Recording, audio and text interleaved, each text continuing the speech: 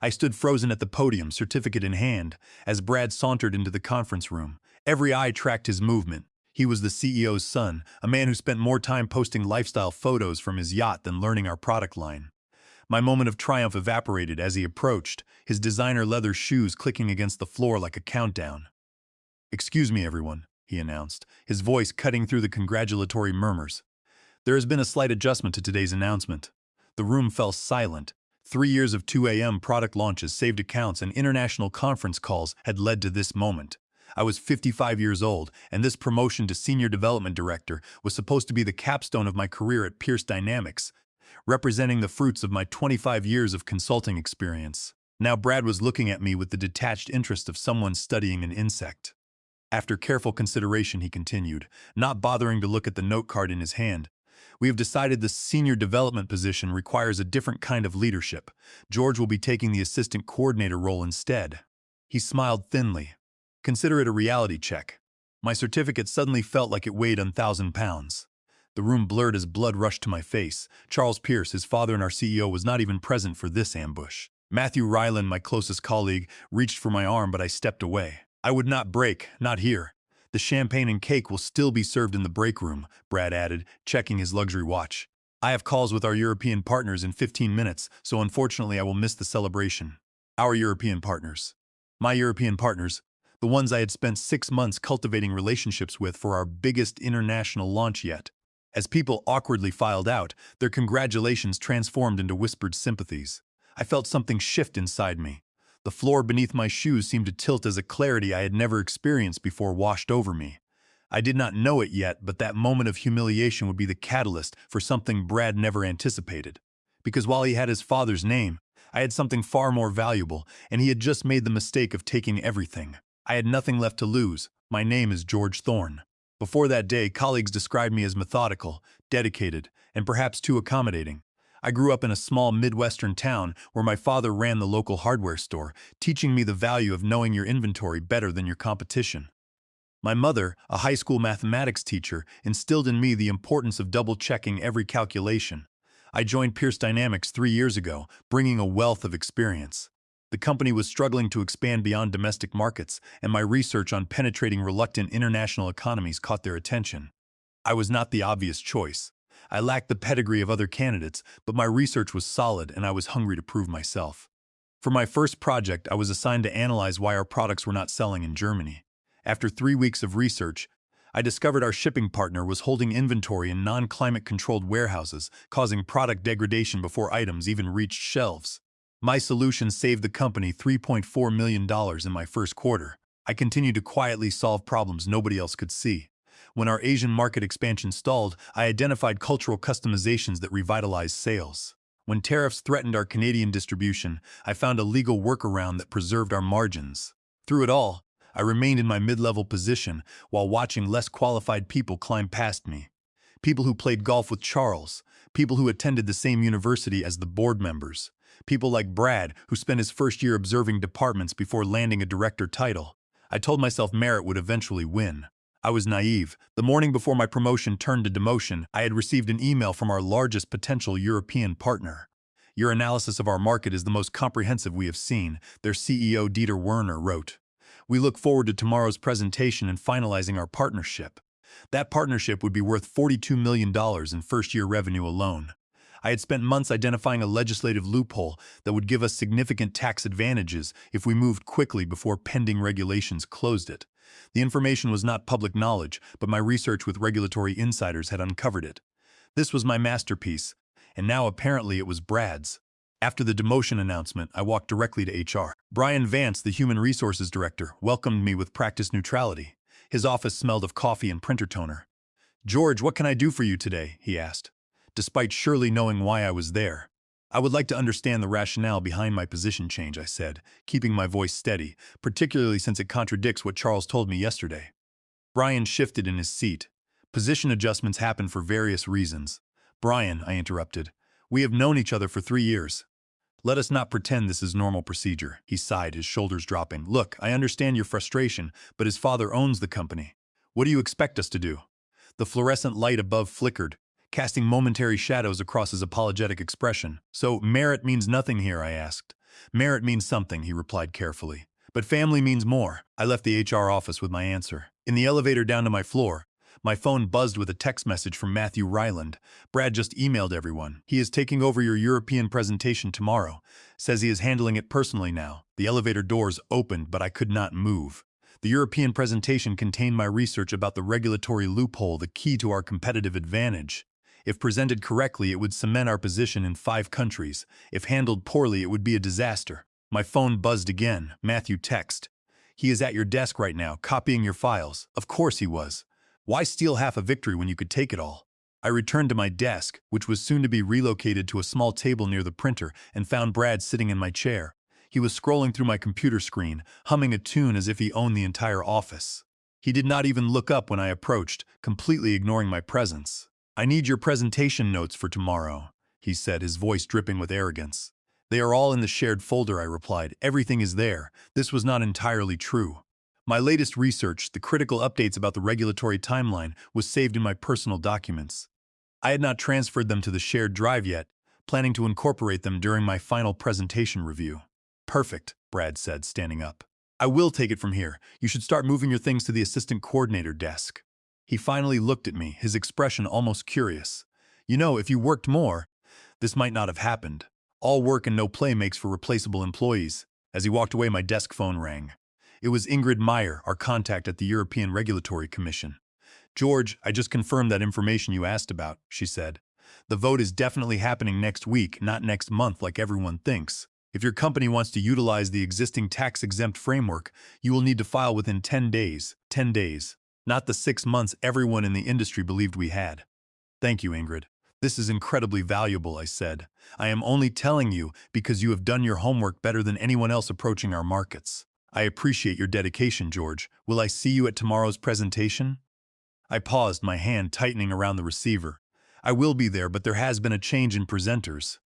After hanging up, I sat motionless, considering my options. The correct thing would be to immediately update the shared folder with this critical information to ensure the company had every advantage. But as I watched Brad showing off my presentation slides to admirers across the office, another path crystallized in my mind. I could just do nothing. The thought both terrified and exhilarated me. I had never deliberately withheld information before, but I was not being asked to present. I was being demoted. My work was being stolen. What did I owe them? That evening, I stayed late, packing my desk items into a cardboard box while everyone else left. The office grew quiet except for the hum of the air conditioning. In the corner conference room, I could see Brad still practicing my presentation. He was stumbling over the technical details, but his confidence never wavered. He truly believed that confidence alone could substitute for competence. As I watched him, my phone rang. It was Charles Pierce, the CEO. George, he said without preamble. I just heard about today's announcement. I want you to know I was in board meetings all day. Are you saying you did not approve the change? I asked, my heart suddenly racing. A long pause followed on the line. I am saying Brad has strong instincts about organizational needs. The board feels he is ready for more responsibility, and your work, your projects, will be appropriately managed. He finished smoothly. This is not a reflection on your performance.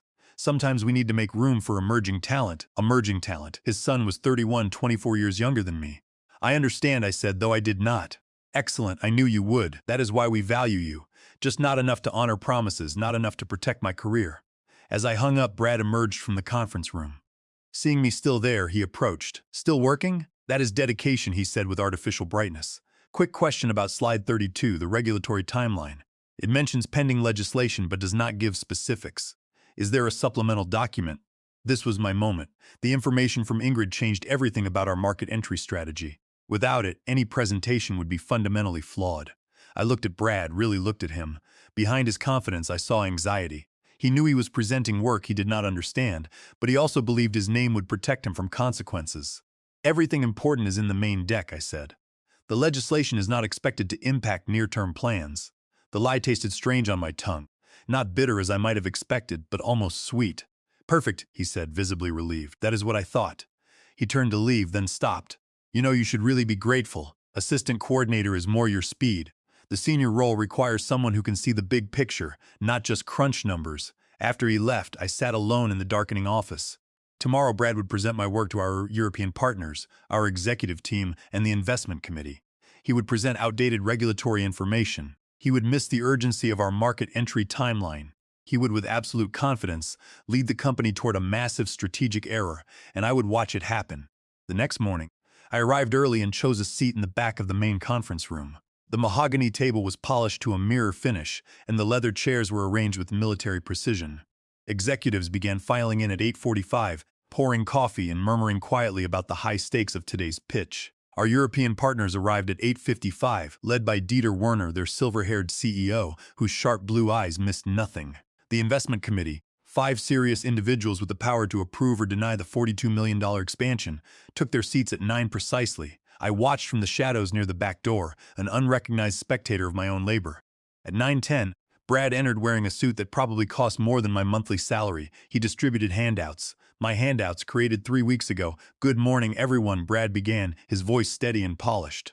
"I am Brad Pierce, Strategic Initiatives Director, and I am excited to present our European market entry strategy."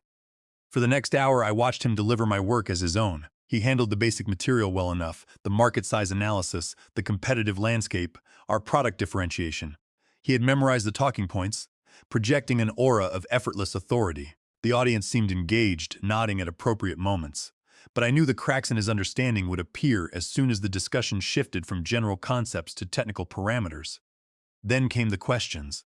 "These projections assume current regulatory conditions," said Eleanor Croft from the investment committee, tapping her pen against the handout. "What contingencies do we have if regulations change?" Brad smiled confidently, a wave of his hand dismissing the concern. "Our analysis indicates regulatory stability in this sector.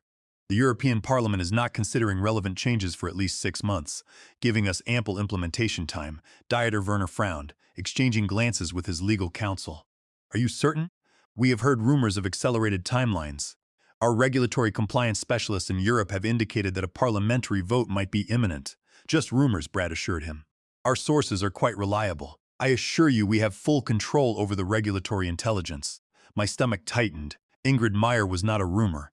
She was the assistant director of the Regulatory Commission, and her warning was solid.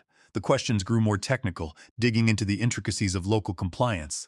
With each one, Brad's answers became vaguer, his confident smile more forced. When asked about tariff implications for specific product components, he gave an answer so incorrect I had to stifle a gasp. He was trying to bluff his way through a minefield. Then Dieter Werner asked the question I had been anticipating. "What is your position on next week's parliamentary vote regarding cross-border digital commerce regulations?" Brad blinked rapidly, his composure slipping. "Next week? Our intelligence suggests that vote is scheduled for next quarter." "It was moved up," Dieter Werner said flatly. "It is on the official parliamentary calendar. The outcome will fundamentally reshape market entry requirements. Without immediate compliance filing, your business model will face a 15% tariff penalty, destroying your projected margins."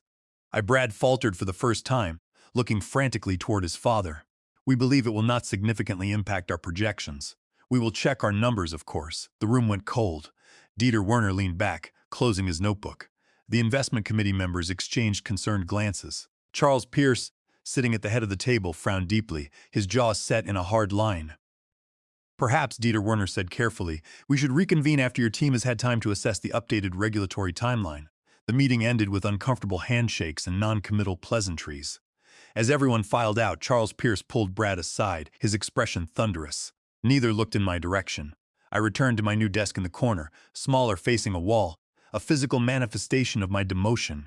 By lunchtime, whispers spread that the European partners were reconsidering the entire deal. By mid-afternoon, the investment committee had postponed their decision indefinitely.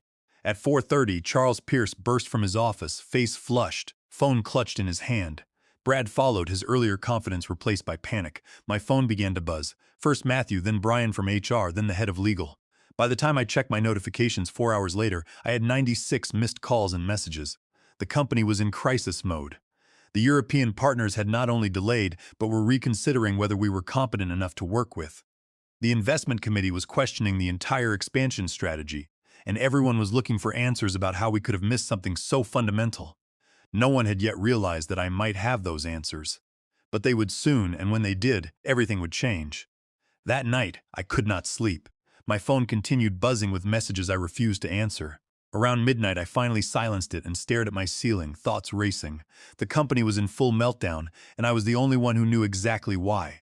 Morning arrived with a company-wide email announcing an emergency board meeting at 9 a.m. My name was not on the attendee list. No surprise there. Assistant coordinators did not attend board meetings. I dressed carefully that morning, choosing a simple charcoal suit I had worn on my first day at the company. As I tightened my tie, my phone rang. It was Matthew. "George, where are you? Everyone is looking for you. Charles is having a complete breakdown, and Brad locked himself in the bathroom an hour ago." "I will be in shortly," I replied calmly. "They have called an emergency board meeting. Dieter and the European team are threatening to walk completely. Did you know about the vote next week?" I paused, tie midair. Yes, I did. Silence stretched between us.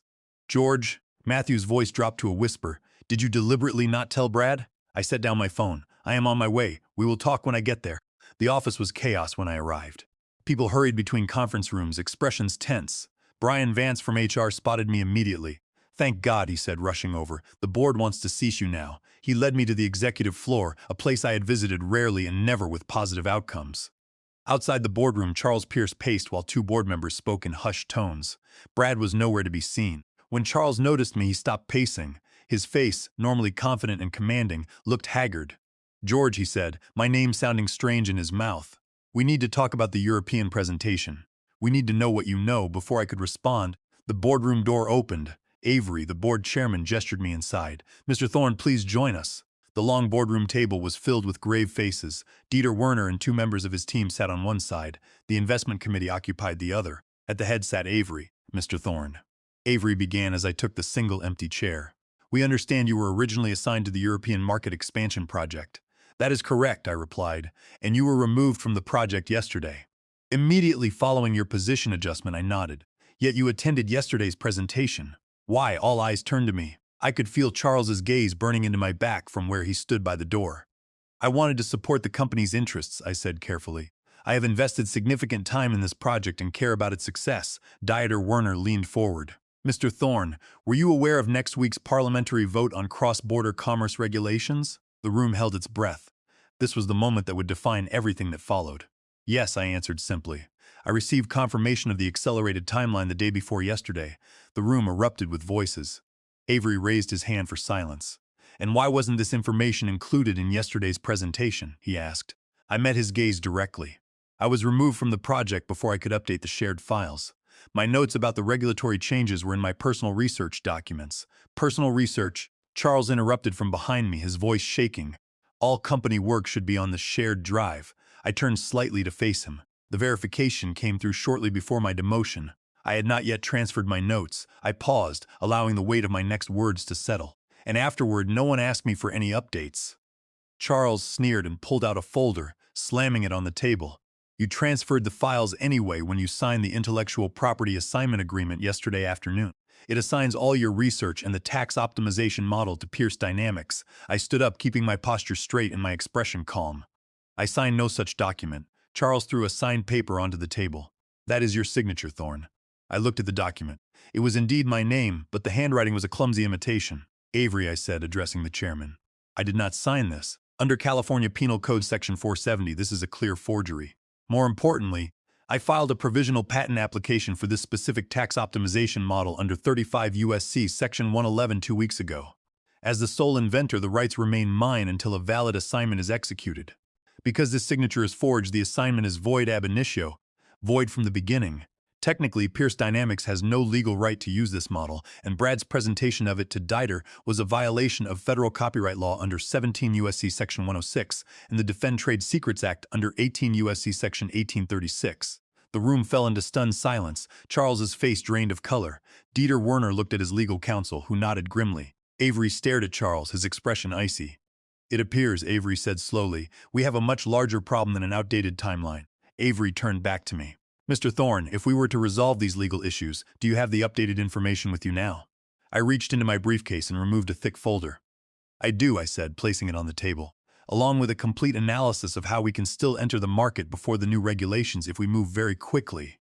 For the next 2 hours, I walked the room through everything, the specific regulations changing, the timeline for implementation, the narrow window we had to establish market presence under the existing framework, and the exact steps required to meet the deadline. Dieter Werner's team took extensive notes, exchanging meaningful glances.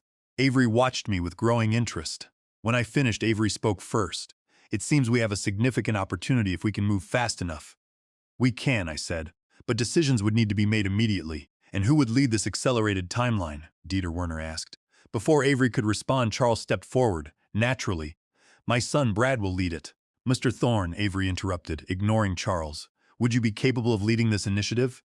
The question hung in the air. Through the glass walls, I could see Brad had finally emerged from the bathroom, watching the meeting from a distance, his expression filled with dread. Yes, I said. I would. Avery nodded. The board needs to discuss next steps privately. Mr. Thorne, please wait outside. In the hallway, Charles cornered me immediately. What game are you playing? He hissed, his voice trembling with rage. No game, I replied. Just protecting my intellectual property and sharing what I know. You deliberately withheld critical information. I was demoted and removed from the project, I said. Nobody asked me if I had updates, and you tried to steal my patent with a forged signature. His face reddened, but he had no reply. Before he could speak, Brad approached. His designer suit was gone, replaced by wrinkled clothes. His eyes were rimmed with red. They are going to fire me, aren't they? He said to his father, ignoring my presence. The board is furious. No one is firing anyone, Charles said, though his tone lacked conviction. Brad finally acknowledged me with a glare. You set me up. I did no such thing, I replied. I simply did not correct your mistakes, and I did not let you steal my life's work. Before Brad could respond, the boardroom door opened. Avery emerged, followed by Dieter Werner and the other board members. We have reached several decisions, Avery announced. First, we are proceeding with the European expansion on the accelerated timeline Mr. Thorne outlined. Dieter nodded in agreement, with the understanding that we must file all necessary documentation before next week's vote.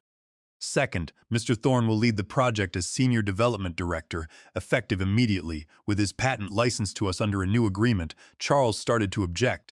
But Avery held up his hand. This is not negotiable, Charles. The board has decided. And what about my son? Charles demanded. Avery's expression hardened. Brad will transition to our facilities management team. His organizational skills will be evaluated there. Facilities management, overseeing office space and maintenance. The corporate equivalent of being sent to Siberia. Brad gasped. That is janitorial work. It is administrative, Avery corrected coldly. And perhaps educational. My father will not allow this, Brad said. He is the CEO. He serves at the pleasure of the board, Avery reminded him. A board currently questioning his judgment in personnel and legal matters. In fact, Charles, the board is placing you on administrative leave, pending an investigation into the forged document. The threat hung in the air. Charles's face paled. Within an hour, I was moved back to my original desk and given access to all necessary resources. Matthew Ryland was assigned as my project deputy. By lunchtime, we had a preliminary timeline drafted. The next week passed in a blur of activity, 14-hour days, constant calls with Dieter's team, and meticulous preparation of filings. On Thursday, 2 days before the parliamentary vote, Dieter Werner visited our offices. I am impressed, he said. Your team has accomplished in days what most companies could not do in months. Thank you, I replied. We are motivated to get this right. After he left, I sat at my desk. A week ago, I had been demoted. Now, I was leading the company's most important expansion, and the CEO and his son were gone. Most of the office had emptied when I saw Brad standing before my desk. His designer clothes were replaced by cheap business casual. Can we talk, he asked, his voice lacking its usual edge. I gestured to the chair. I have been assigned to the Belgrade office, he said. Facilities management for our Eastern European archive facility. Belgrade, the company's most remote location, housing decades of paper records nobody ever accessed. My father's sabbatical has been made permanent retirement. He met my eyes. You won. This wasn't about winning, I said. You took something you did not earn, and you needed to understand the consequences. Brad was quiet for a moment. I have never failed at anything before. That is the problem, I replied. Failure is how we learn. And what am I supposed to learn in Belgrade? Brad asked. That names open doors, I said. But knowledge keeps them open. He nodded slowly, then stood to leave. At the door, he paused. For what it is worth, I am sorry about the demotion. It was just convenient. I needed a senior role, and yours was available. As he walked away, I realized that to people like Brad, we were just stepping stones. But I had proven that competence cannot be ignored. The ultimate revenge wasn't taking him down. It was rising above while he fell under the weight of his own incompetence. Some lessons are best learned in silence.